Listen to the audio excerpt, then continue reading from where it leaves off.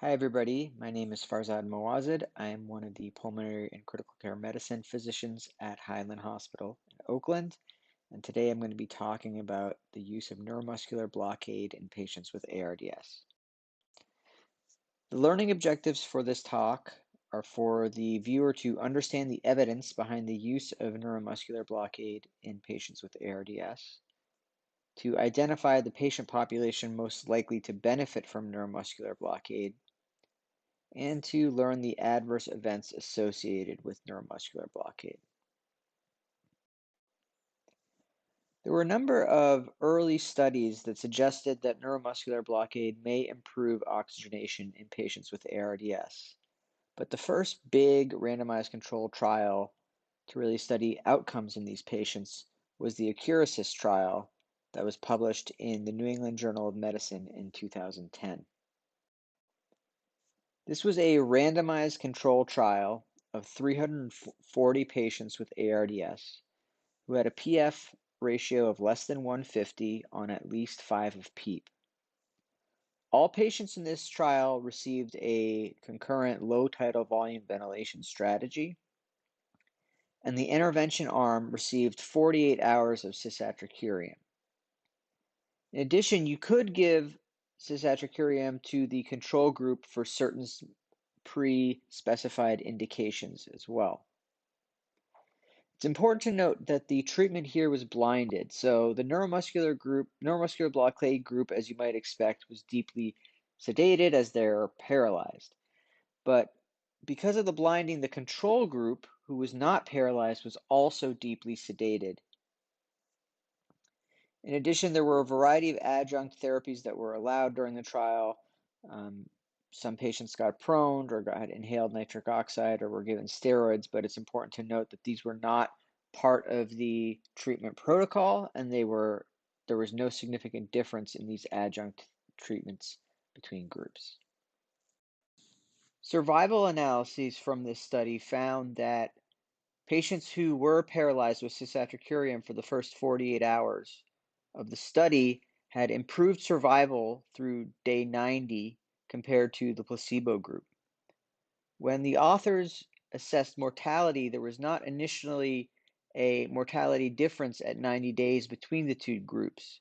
However, in post hoc analyses restricting analyses to patients with a PF less than 120, they did find a mortality improvement at 90 days as well.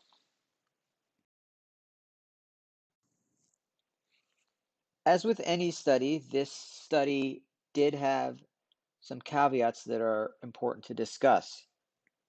The biggest and most important one is that deep sedation was used in both groups, and this was done because they wanted to have this be a blinded study where you couldn't tell who was paralyzed and who was not paralyzed.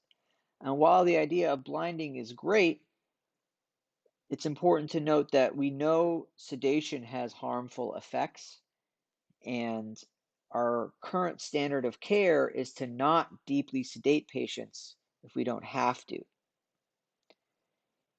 In addition, there was no monitoring of paralysis in this study, so we didn't know to what extent patients on paralytics were actually paralyzed, although this is a much smaller caveat than the first one. Really driven by this first caveat came the next study we're going to discuss, where authors wanted to eliminate this question of the potential effect of excessive sedation in the control group.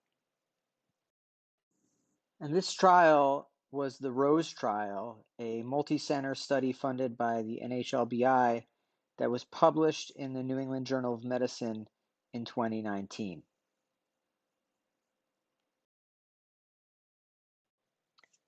So the ROSE trial was an RCT of over 1,000 patients with ARDS who had a PF less than 150 on at least 8 of PEEP. All patients in this trial received low tidal volume ventilation, and they all also received a high PEEP strategy. You could use low PEEP in certain cases if you were worried about the harms of high PEEP in a particular patient, but they tried to make the PEEP uniform here, which was not necessarily the case in Accurasis. The intervention arm here received 48 hours of cisatracurium. Again, as per the prior trial, this could be given in the control group as needed for certain indications. Neuromuscular blockade could actually be stopped early in the treatment arm if the FiO2 improved to 40% or less and the PEEP dropped to 8 or less.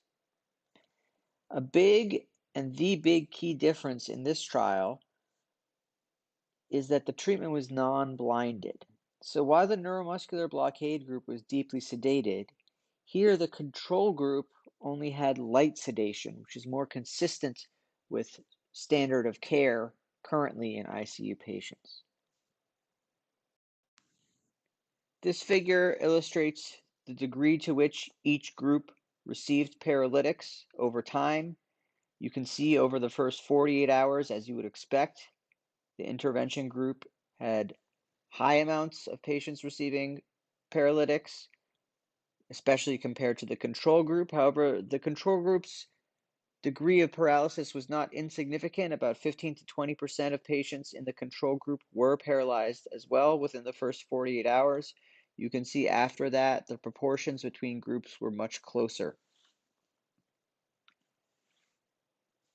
In addition, about 16% of patients were also prone throughout the study, but no difference was identified between groups.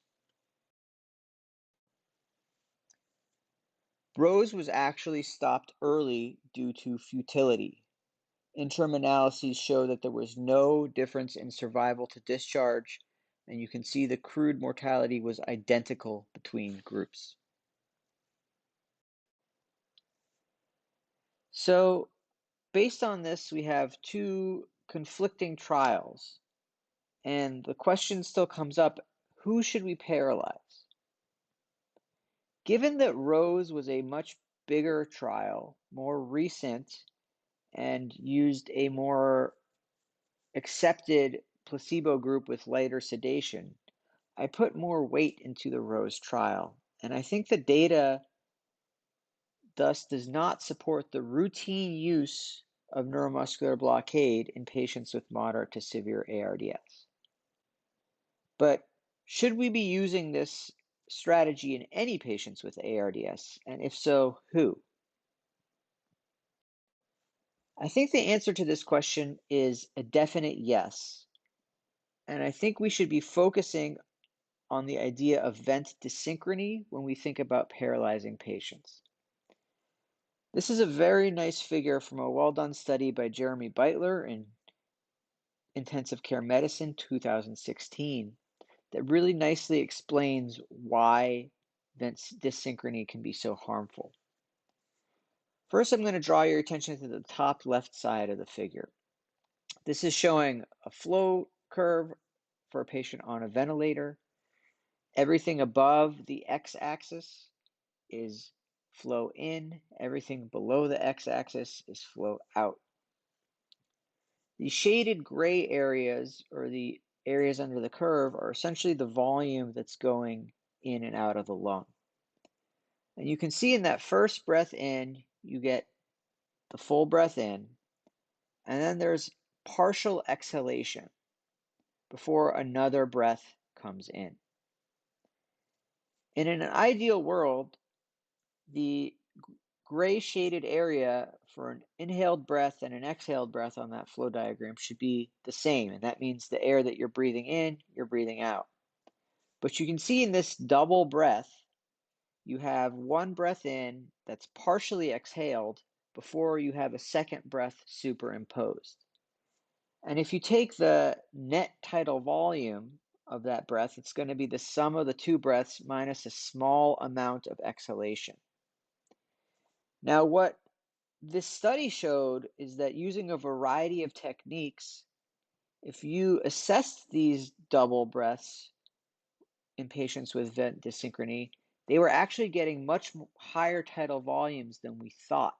So even though they were set for tidal volumes that were consistent with a low tidal volume ventilatory strategy, they were actually getting tidal volumes that were in the 10 to 12 cc per kilo range. And it's important to note that that's essentially the tidal volume that patients in the control arm of ARMA, which is the low tidal volume ventilation strategy study, we're getting. And so when we are having patients with this vent dysynchrony who are stacking breaths like this, even if we're setting them to low tidal volume ventilation, they may not be getting that, and we could be doing significant harm. Because of this, I think it's really important to work on minimizing vent dysynchrony. I think these are the patients in whom paralysis, neuromuscular blockade can be very useful if you can't resolve that vent dysynchrony in other ways with, for example, sedation or vent changes. And I think although routine use of neuromuscular blockade and ARDS is probably not indicated, it can be very useful in these patients. In terms of the logistics of how we actually order this at Highland, we have an EPIC order set for paralytic infusions for ventilated patients, which you can see here. This includes train of 4 monitoring, Lacrolube for patients' eyes to minimize the risk of corneal injury, and also the order for the neuromuscular blocking agent itself. We use cisatracurium here with an initial bolus followed by an infusion, which would be titrated by the bedside nurse.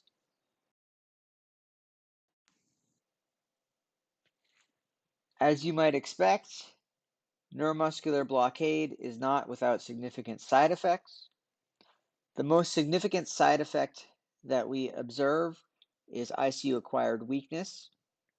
For example, in the ROSE trial at 28 days, almost 50% of patients on paralytics experienced significant weakness compared to only 30%, almost 30% in the placebo group, and that was a statistically significant difference.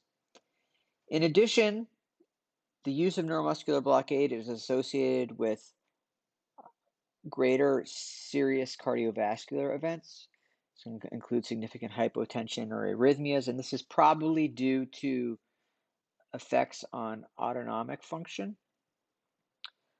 In the ROSE trial, there were more serious cardiovascular events, 14 compared to 4. These are not percentages, these are actual numbers, but still something to watch out for if you have patients on these agents. So in conclusion, take-home points here are data on the use of neuromuscular blockade in patients with ARDS is conflicting. Routine paralysis for patients with ARDS is likely not beneficial. We should probably be reserving neuromuscular blockade for ARDS patients who have significant vent dysynchrony. Finally, anytime you're using neuromuscular blockade, you want to minimize the duration to avoid potential side effects. Thank you.